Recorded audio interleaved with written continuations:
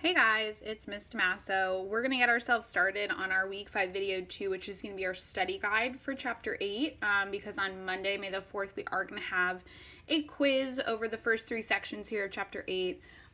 But before we get going, I must show you guys this very cool thing. I must tell you a quick story. So a lot of you guys know my boyfriend John, or you know of him, and it was his birthday just like last week. And so I decided I was going to throw him a quarantine party. So what we're going to do is we are going to go traveling around the world. But the world is going to be like each different room of his condo is going to be a different country. So I just have to show you guys what I got today. So I'm going to move this so we can see. Look at how cute. One of the places we're going to travel to is England. So I've got some of my British cutouts here. Look at these. These are so great. He has no idea that this is happening. Oh my God, look how cute. And I bought us like little passports. They're fake passports. And so inside of these little passports, there's little stickers here. And so after we go to each place, I'm going to give him a little sticker once we go to each room. So this will be our way of traveling for his birthday, since unfortunately, right, we didn't have an opportunity to do so. Okay, so now I'm gonna get back over here to my little lesson. We're gonna get ourselves started. I'm sitting on the floor, as you can kind of tell. But I just wanted to share that with you guys because I thought it was funny, and I thought you guys would all get a kick out of it. It just came in the mail today, so exciting. All right. So we're going to set ourselves going on data analysis and statistics. So we're just doing a little bit of review from those first 3 sections. And so let's just get ourselves started here. So number 1, does the data displayed in the pie chart reflect a quantitative or categorical statistical variable? Explain. So it looks like what I've got is I've got the most popular high school sports to watch, and then I've got percentages for each different category. Now, there's a limited number of possible responses. You can only respond with gymnastics, tennis, track, soccer, or swimming because, yes, I know that they do have percentages and that is a number, but the data itself can only belong to very specific categories. So because of that, this variable is categorical. Okay, because again, the values belong to a limited set of possible qualitative responses. So there's a certain number of categories that it can be in. So this first one is categorical. Number 2, a snack company produces bags of chestnuts so that each bag contains about the same number of chestnuts. The bags are filled with an average of 37 chestnuts. Carter gave each of his friends a bag of chestnuts for a snack after school. Their 9 bags contained an average of 34 chestnuts each. Identify the parameter and the statistic. Justify your answer. Now remember, parameter starts with a P. That means your total population. So the total population would be that it's 37 chestnuts per bag, because that's talking about all of the bags, right? So my parameter is going to be 37 chestnuts per bag. Chestnuts, that's a weird word. Okay. My statistic is talking about, remember it starts with an S, so it's talking about my smaller sample. So I'm not talking about all of the bags. Afterwards, I'm now talking about the 9 bags that Carter gave to his friends, which were 34 chestnuts per bag. So my statistic is the 34 chestnuts per 9 bags, right? Because the sample there is 9 bags, whereas for the other one, the full population was all of the bags that were made. Okay, so again, if you can remember, parameter and population go together. They both start with P. Statistic and sample go together. They both start with an S, and that is a smaller piece of the total population. Number 3. Suppose Hannah wants to find out the most commonly driven type of vehicle among the students at her high school. Since 1,560 students attend her high school, she asked every 10th student who enters in the building one morning what kind of vehicle he or she drives. What is the population in this scenario? Now, when we're talking about population, again, we're talking about overall. We have to be really, really careful that we are very, very specific. So I don't want to just say it's 1,560 students. I want to say it's 1,560 students that attend Hannah's high school. So you have to be as specific as possible when you're talking about these populations, because if you're not, then you've got yourself a problem. Number 4, identify whether each quantity is quantitative variable, a categorical variable, or neither. In order to be a quantitative or categorical variable, the question has to be a statistical question. So if it only has one answer, it is neither quantitative nor categorical. You have to actually be able to collect some data. So first one, the distance from your home to your school in miles. Well, that is never going to change. You only live one distance from your home to your school. That's not collecting any data. It's not a statistical question. So this is neither a categorical nor a quantitative variable. So it's neither.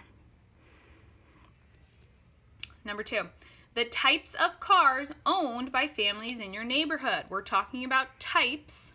So since we're talking about what kind and we have to collect some data, that is considered categorical.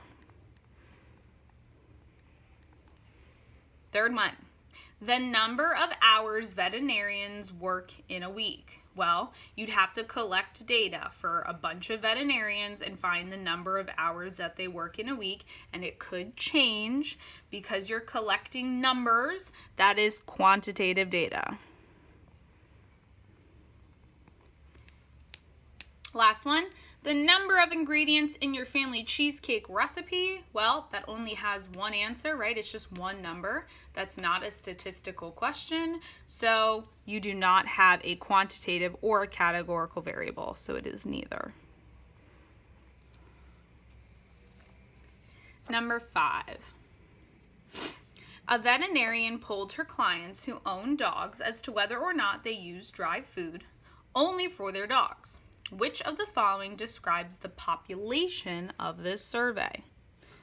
So the veterinarian's polling her clients who own dogs. So it's not just pet owners. It's not just dog owners. And it's not just her clients. It's her clients that own dogs. So notice how specific that answer is. So my answer is D. You have to be specific. All of the other ones would be considered incorrect. Number 6, select all of the statements that are parameters. Remember, parameter means you're talking about a total population. So if we're talking about the total population, then it is a parameter. Letter A. 75% of the students at North High School voted for Lucy. Well, we're talking about all the students at North High School. That's a whole population. So that is a parameter. Letter B. The total collected at a fundraiser was $5,281. Again, I'm talking about total at a fundraiser. That's a full population. So this is also a parameter. Letter C. The mean height of students at one table in the cafeteria is 1.3 meters. Well, I'm not just talking about students, I'm talking about students at one table. This is not a parameter, this is a statistic. D. 10 out of 25 people surveyed chose red. Again, I'm talking about a sample. 10 of the 25 that are choosing something. That's a sample, so this is a statistic. It is not a parameter. Letter E. 78% of the students in your science class said they got a fair grade on their last assessment. Of the students in your science class, that's a full population. If you talked to all of them, that is considered a parameter. Okay, let's go on to the next one. So that is all of section 1, statistical questions and variables. Now we're moving on to part 2. All right. So part 2 is all about statistical studies and sampling methods. So how are you going to talk to certain people, right? So I'm going to zoom out so we can see these, and let's get going. For number 1 and 2, we're going to decide what type of study is described. So remember, you can have experimental, observational, or you can have a sample survey. So number 1. A company that manufactures light bulbs selects 3 bulbs at random. These bulbs are then tested to see how many hours they last. Well, I am not giving any kind of treatment, right? I don't have a control group and an experimental group, so it's not an experiment. I don't have any survey here at all. All I'm doing is observing what happens to the light bulbs, so this is an observational study.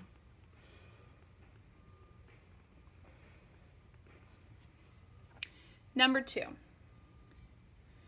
A video game store wants to discontinue one of the gaming consoles they sell, but want to ensure they keep the most popular. For 2 weeks, the sales clerk asks every third customer which console is their favorite. So, again, this is not an experiment because I don't have 2 different groups. I don't have a control group and a experimental group. And I'm not just observing, I'm actually asking every third customer. So because I'm asking them, it is a sample survey.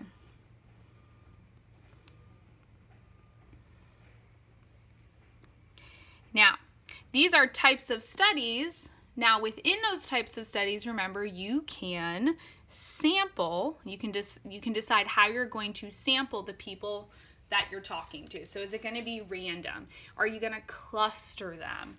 Are you going to do a systematic rule where you ask every however many people? So for numbers 3 and 4 here, we're going to decide which sampling method is used in the examples. Then we're going to determine if the method is biased or unbiased. So remember, bias means that you don't have enough variability in your questions. So maybe somebody is a population is over or under represented. You don't have enough variance within your questions or within the people that you're actually observing. So number 3, students who are preparing for the junior class party want to determine what kind of pizza to buy. They ask all the owners of the closest pizza restaurants what kind of pizza they sell the most. Well, they're talking to only the people who are closest by. So because of that, it's just asking people who are the nearest. That would be considered convenience sampling. Now, convenience sampling definitely has some bias. And here's why. For this particular example, maybe the restaurant could sell to people other than just students. So because of that, they have a different population. Maybe they're not the best people to really be asking about this question. So the restaurant could sell to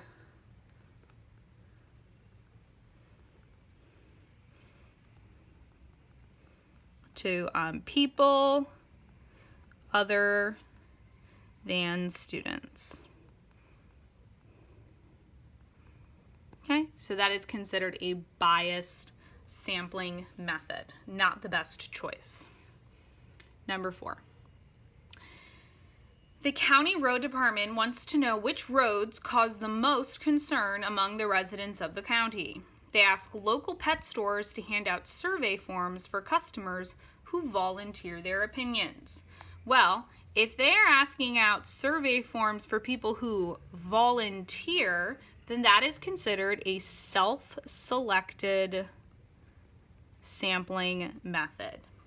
Of course, a self-selected one is going to be biased,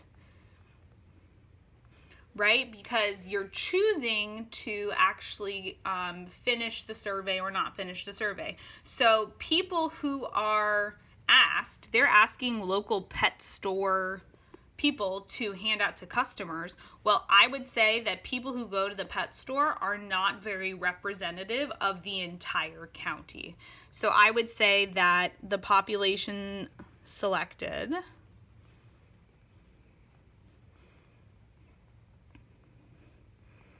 is not representative. Actually, it should be, excuse me, this is the sample.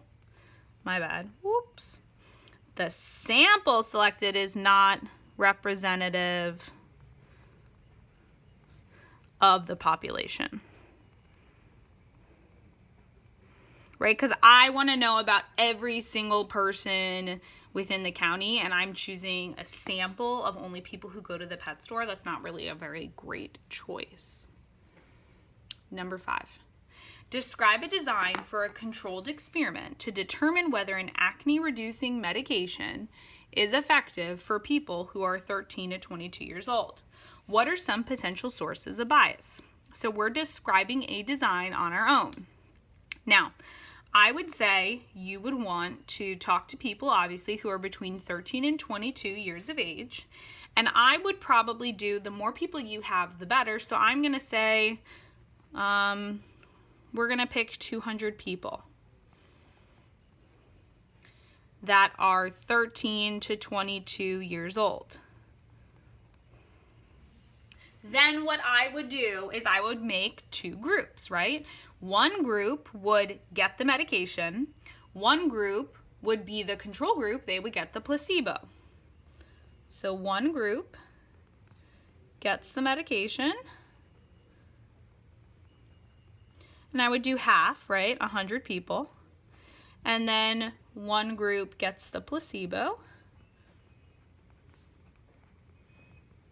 Remember, placebo could be something like, if I'm giving somebody an acne-reducing medication, if it's something that is like a pill, the people who take the medication or get the real pill, the placebo pill could be something like just a water pill, and they wouldn't know about it. Okay, so I got 100 people who take the medication. I get another 100 people that take the placebo, and then over the time, I would assess my degree of acne reduction. So I would collect my data from there. Now, of course, there are some potential sources of bias. So even if I did like a random sampling method of the group that gets the medication and the group that doesn't, if I just picked numbers out of a hat, right, something like that, that's really random, that's fine, but there's still going to be some bias. And bias could include something like a false report of your results. So somebody lying, saying, oh yeah, I have no more acne, but they really do. And then another source of bias could just be like error using the medication. Right? So if you're supposed to use the medication every single day and the person only uses it once every other day, they can ruin your results. So that could be some potential sources of bias in my study. Number 6, explain why the results of a survey could have statistical bias, even if the questions used in the survey are not biased. Well, that's like something that we just did over here. You got something where people, if maybe they don't understand how to use or they don't understand the question, there could be some bias there. Another way that you could have some bias is if your sample size is too small. So if I give a survey to only like 10 people and I do, I don't know, 9 of those people are my friends, well, then I'm probably going to get some skewed data that doesn't actually really make sense. It doesn't actually represent the population.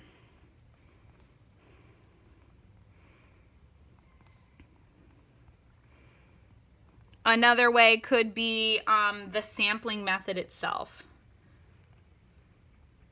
So if I choose to do a self-selected survey where I give out a survey and then, you only decide to answer it if you want to, that could be biased. Or again, like I just said, if I only asked my friends and I didn't ask random people, that sampling method is also biased as well. Okay, number 7. A new t-shirt company is trying to figure out what their first design should be. Company employees went door to door near the company offices and asked people which design they preferred. What sampling method is used in the study? Is the method likely to be biased? So they went door to door near the company offices. Because they're going somewhere where it's close by and easy to get to, this would be considered convenience sampling. C-O-N-V-E-N-I.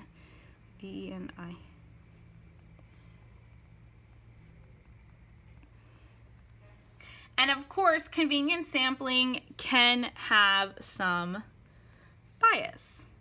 That could be because the people near the company office could have different preferences than the population as a whole. So just because you're choosing one sample that's really close doesn't necessarily mean that you are getting a good, accurate representation of an entire population. So I would say this is probably a pretty underrepresented population or sample there of the entire population. And I'm not going to write that whole thing down because you just heard me say it. Number 8. John wants to know what rewards students would like the best, movie and popcorn or outside time and a drink. He looks at his attendance sheets and polls every 4th student. What sampling method is used in this study? Is the method likely to be biased? So if he's polling every 4th student, that's a rule, right? So a rule would make this systematic.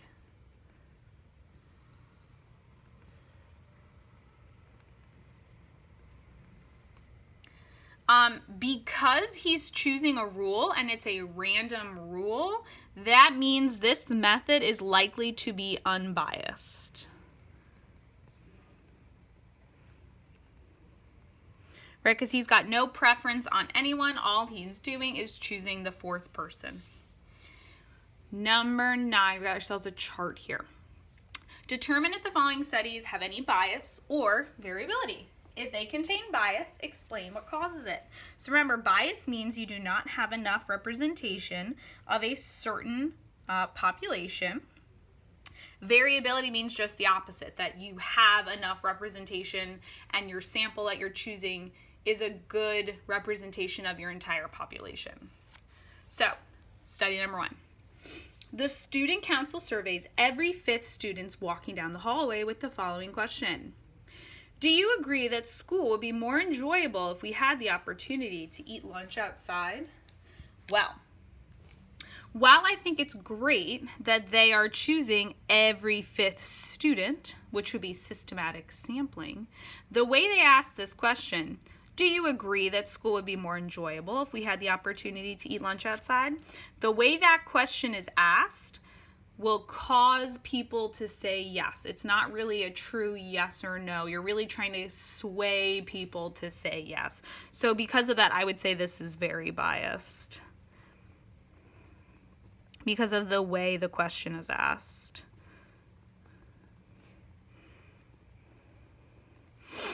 Right? Because you're more likely to say yes to that question. So if they wanted to ask it a different way, they could say, would school be more or less enjoyable if we had the opportunity to eat lunch outside?